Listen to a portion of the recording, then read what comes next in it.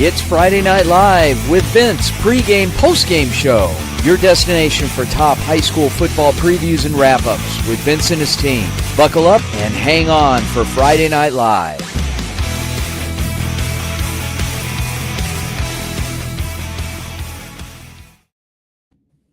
Good evening, ladies and gentlemen. Welcome to Friday Night Live postgame show presented by the Varsity Sports Show. Vince DeLisio live from Yuma, Arizona at Gila Ridge High School, where we saw Gila Ridge pull off a big victory tonight over Flagstaff Coconino High School. It was a great game. It was a great game for Gila Ridge, but Coconino moved the ball up and down the field quite a bit. We'll get into more of that when we hear from Tommy Perez a little later on in the show. Joined tonight with our amazing co-hosts, Anissa Reynolds and Ava Limbatis. Anissa, how's it going?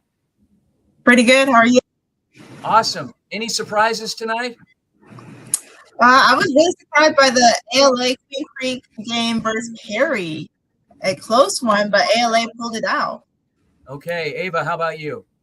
I really think that the Arcadia game was a bit of a shocker to me. I didn't realize the score would be that big of a deficit. 47-21 is wow the final score there. So pretty big. Amazing. Okay, well, with that, we're going to lead it off here with Ava and our very own Andrew Hughes, which was out at he was out at Castile tonight, and let's bring him on. Take it away, Ava. All right, hi Andrew, how are you doing? How you doing, Ava? Nice talking to you again. Good to talk to you too. So that game, 39-34, it's a pretty close game. What worked for Castile tonight? Well, at first it was really their grit, because they were down pretty much the whole first half. It was kind of like their defense was trying to adjust, and every time their defense tried to adjust, Higley runs this really up-tempo offense with their quarterback, and they fell behind a little bit, but every time that they would go down a score, Castile, led by their quarterback T. Smith, dual threat with his arm and his legs. Every time he needed to make a play, he made it with his legs. And specifically in the second half, when they really needed him the most, he proved to be the difference maker. And that's really why they won this game. Right. So you're saying quarterback T. Smith is player of the game, huge standout for you. Who else do you think stood out and really led to tonight's success? So Castile on the other side of the ball, their inside linebacker, Kobe Olivares, every time that front seven made a play, he was around the football, making key tackles to make sure that Higley didn't convert crucial third downs, crucial fourth downs. And when they really needed plays, he was kind of that guy on the second level of that defense that really made plays. And I mean, this was a team that was down at half, and then they were down in the third quarter, 28-18. And they ended up flipping the game on its head really in the late third quarter, fourth quarter. And they kind of took that game by the horns because of special teams. You know, in the playoffs, 6A, you know, it's about execution, offense, defense, special teams. And that's what Castile did. They did the three phases more than Higley did. And that's why they were victorious tonight at home. Mm-hmm. And you said that in the late third, fourth quarter that they were taking the power back a little bit. Was there any huge play that you remember that was notable? Absolutely. So I believe it was 28-18.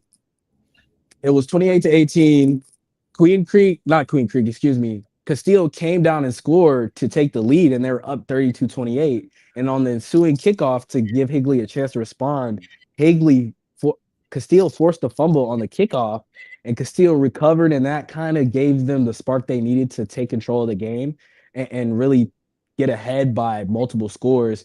At the end of the game, the score was 39-34, but it was really like 39-28, like the last 4 minutes, and that was really to do with that kickoff. So Castile, coached by their first year coach and Joe Bushman, it was a team all year. They won the games on the road, so you could kind of tell that they're a team that's used to playing all phases of the game, and when they needed it the most, that's what they did. And now they play South Point Catholic next week in the semifinals, so they just beat Pinnacle. So it'll be interesting to see what this Castile team could do, riding a bit of a high right now. Mm-hmm. Well, thank you for talking to us, and get home safe. Thank you so much. Thank you, Emma. And now I'm going to be joined by Dane Palmer going over the Mesa and Centennial games. Dane, how are you?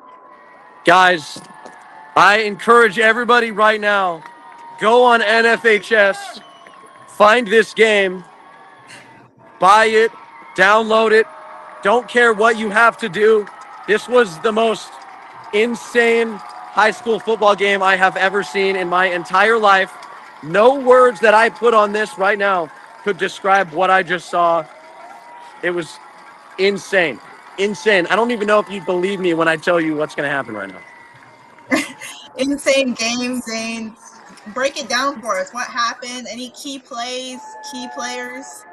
I mean, it's ridiculous. It would take me a whole hour to explain what just went down here at Deer Valley High School, but long story short, Centennial Coyotes are down 2 scores going into down a score going into halftime. They come out. Jackrabbits go down to Fua, their big 6'5" tight end, makes a crazy play, puts 7 on the board.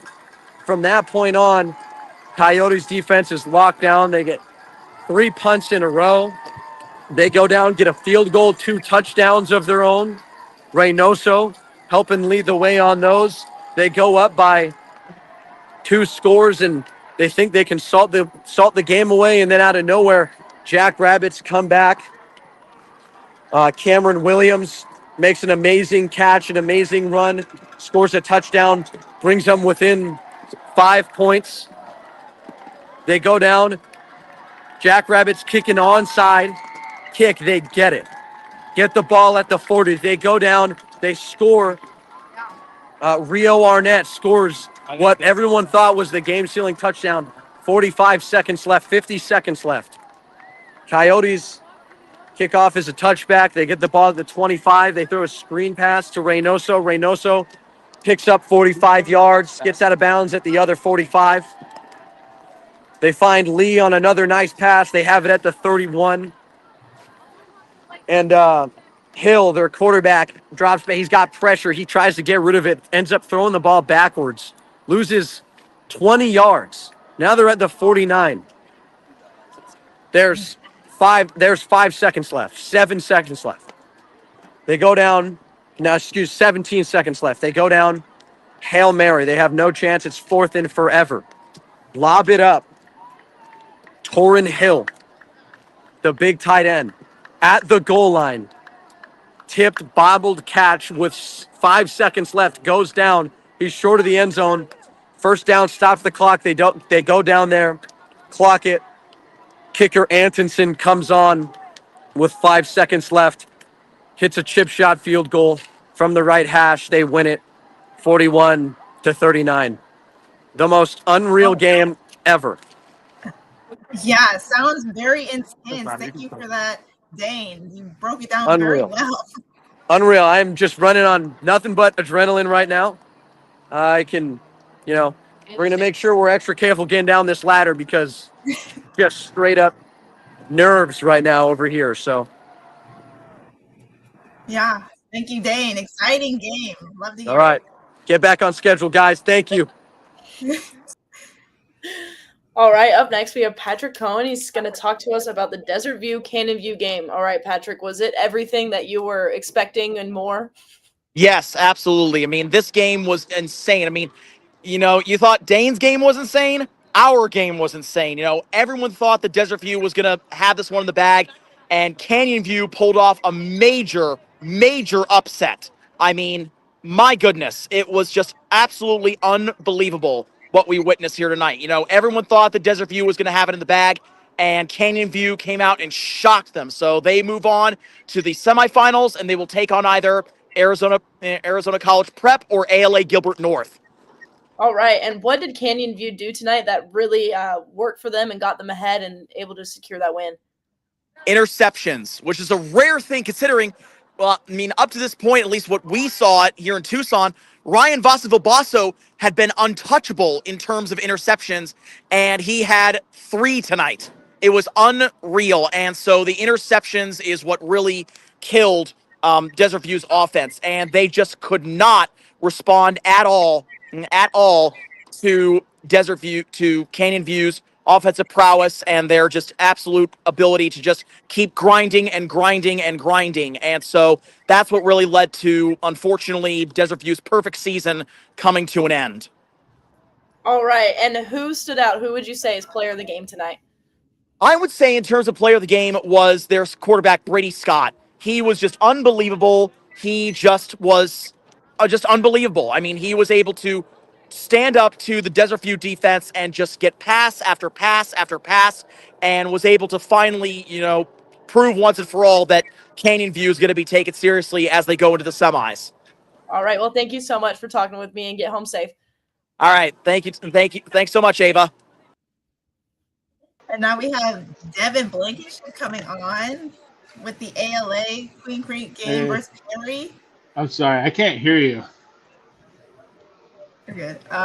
Devin, I'm just going to ask, what was the atmosphere like in...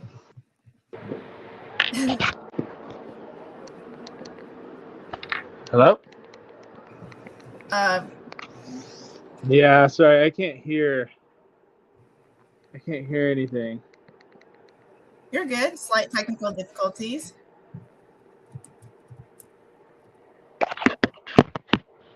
I can't hear what you're saying. You're good. That ALA game, 21-13. Just a quick recap of the game. ALA Queen Creek, they got up to a 14-0 lead early. Talon Scott, the 3-star tight end and defensive end, he had 2 receiving touchdowns in the first quarter. It looked like ALA was going to pull away and kind of take it to Perry tonight. But Perry's defense stepped up in a big way. They forced 3 interceptions from the sophomore quarterback, Cody Layama. It was his first start in the playoffs ever of his career. You could definitely tell he looked flustered at times. There was 2 other passes that looked like they could have been intercepted, but went through defenders' fingertips. It was just a defensive battle back and forth. It looked like ALA could have pulled away at times, but they couldn't. And just a great showing from both defenses. The final was 21-13. Boise State commit Cale Snyder, he looked like he was under pressure all night. Talon Scott also had 2 sacks early on in the first half, which definitely set the tone defensively. But it was definitely ALA Queen Creek's defense played a big role in their win tonight. I'm so sorry I can't hear any of your questions. I hope that gave you a player of the game in the final. Thank you all so much. Have a good night. Thank you, Devin, for joining us. And with that, we'll be going to a quick break, but make sure you tune back into Friday Night Lights, brought to you by Varsity Sports Show. The Angry Crab Shack in Tempe, with an experience so good it remains indescribable, with something for every seafood lover. Try one of their amazing custom seafood boils, sandwiches, appetizers, and salads. Angry Crab Shack Tempe is located east of I-10 on Warner Road, 480-674-3847. The Angry Crab Shack in Tempe. Come ready to eat. Hello, Varsity Sports Show family. I'm Tommaso Perez from ASU. Join me as I bring you inspiring sports stories and updates from our Catholic schools, where faith, tradition, and athletics come together. Catch me live on KDOS 1060 AM Saturdays from 9 to 11 and during Varsity Sports Show game broadcast. Hey guys, Vince here to talk about Angel Dentistry. It's where my wife and I have gone for over 10 years, and we trust them with our routine and extensive dental care because they care. Dr. Amber Angel is an Arizona native, born in the town of Miami, and has been practicing in the Valley over 20 years. For general to comprehensive dental services, call 602-788-2008. Located off of Cave Creek Road just north of the 101 in North Phoenix. Angel Dentistry, proud supporters of our young people and proud partners of the Varsity Sports Show. Oh, hello. Hi, Sarah. We have the whole Tucson team out here tonight.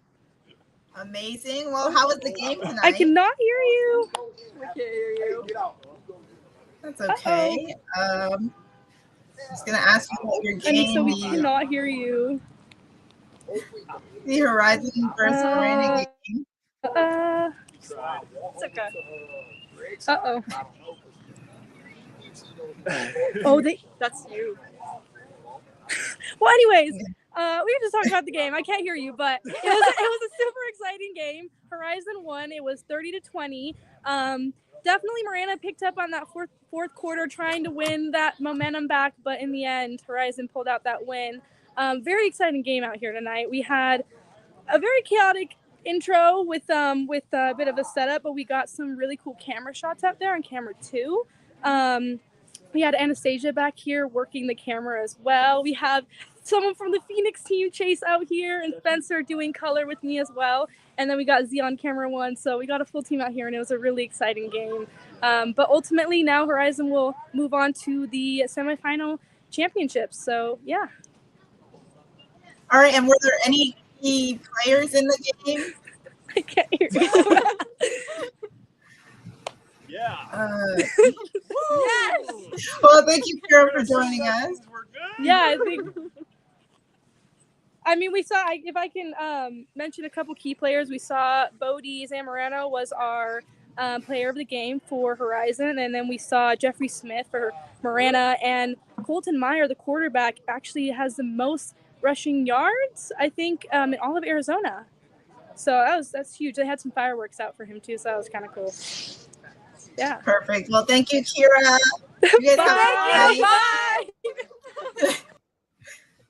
All right, up next we got Keithan Thomas with the Liberty Red Mountain game. So Keithan, what worked for Liberty tonight? They got a pretty high score that they're on the board. Yeah, 48-23. I apologize about the letting. They've turned on the lights 20 minutes ago. This was a blowout, to say the least. It wasn't looking like that at first. Red Mountain actually recovered a fumble at the 12-yard line to start the game. It was a botch snap, 3rd and 5. But Liberty got on the defense. They didn't allow a single yard. They gave up the field goal, and they proceeded to put up 34 points unanswered heading into half. It was 34-10. And from there, it was all Liberty for the rest of the game. And who really stood out on the Liberty team tonight? Zethus, he was everywhere. Every time I saw a defensive play, it was usually me calling his name when it was maybe a receiver right in the middle of the screen. Here he is, gator roll tackling or making a defensive stop or whatever the case may be. He's an Arizona State commit, so I was sure to keep an eye on him as I do go to Arizona State. But he was excellent. And of course, along with everyone else on that Liberty defense, they shut out Red Mountain completely. The only real scores they were getting, they had a takeaway at the end of the first half. It was a defensive score, and all of their offensive points came after when the running clock started rolling. So, all right. Well, thank you so much, and get home safe tonight. Of course, next week, Liberty Basha. That is an incredibly important game. So if you guys can watch that one, I would tune into that for sure. We'll make sure to note it. Thank you. Have a good one.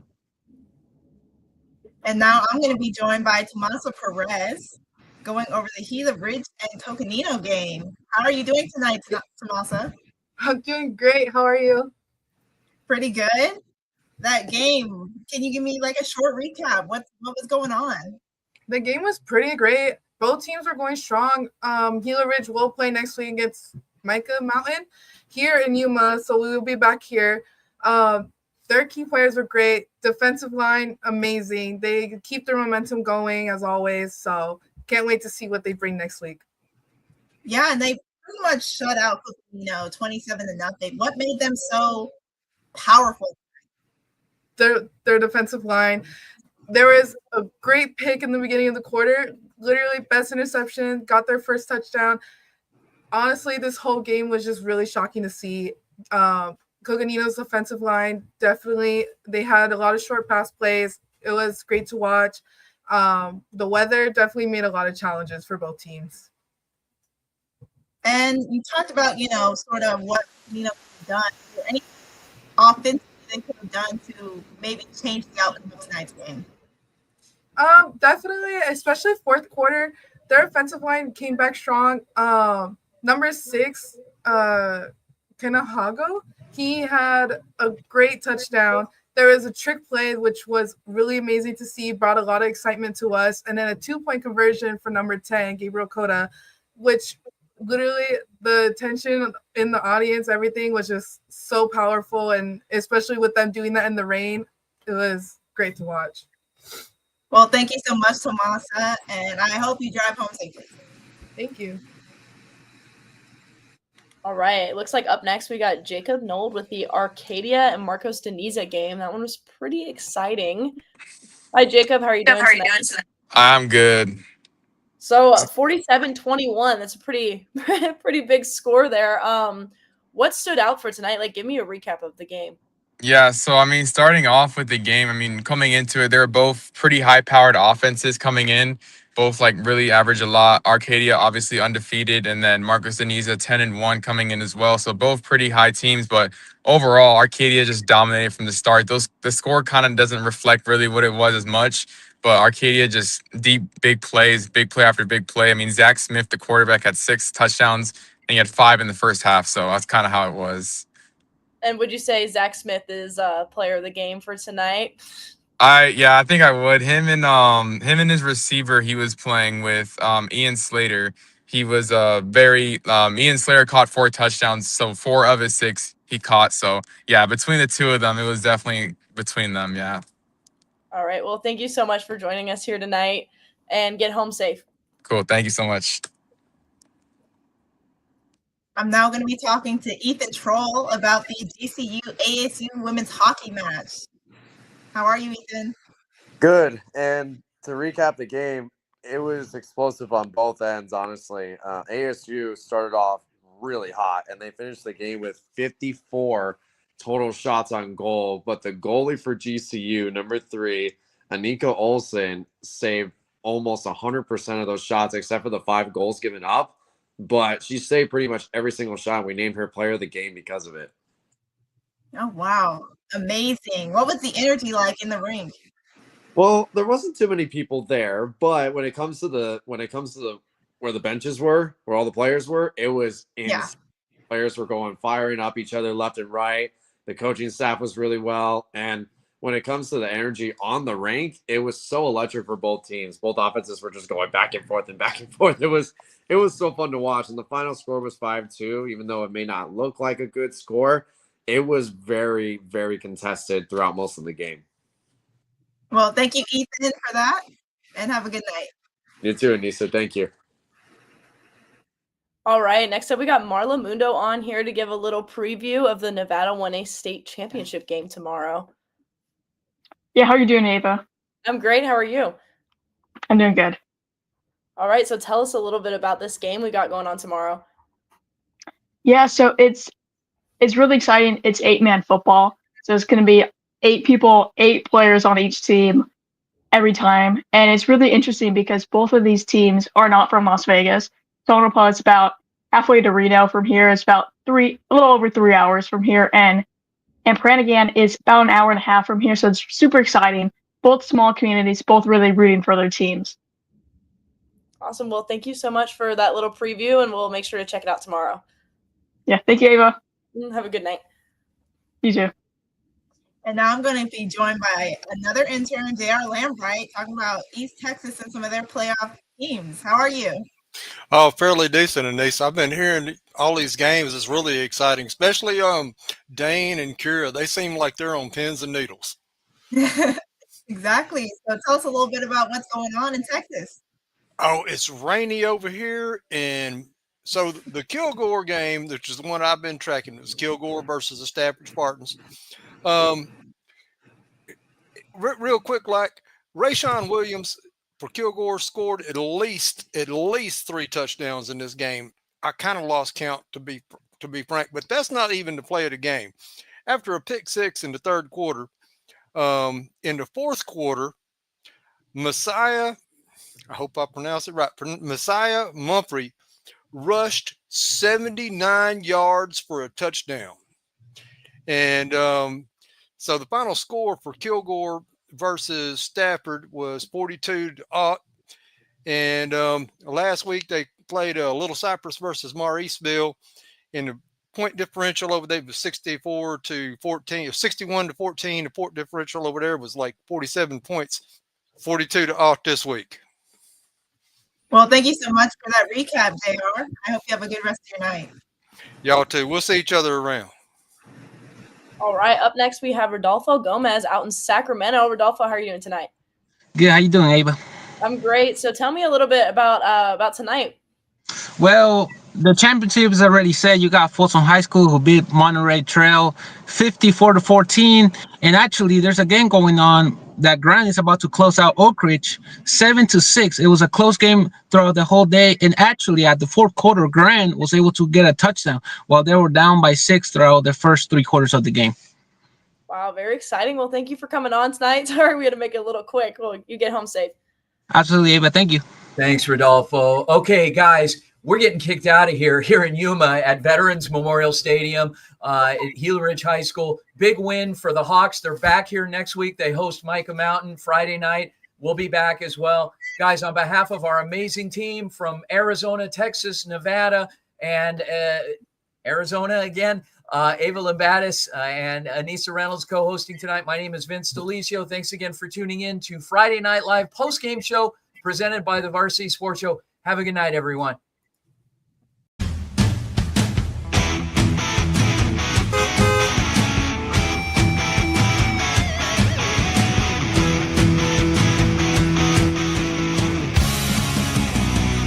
It's Friday Night Live with Vince, pregame, postgame show. Your destination for top high school football previews and wrap-ups with Vince and his team. Buckle up and hang on for Friday Night Live.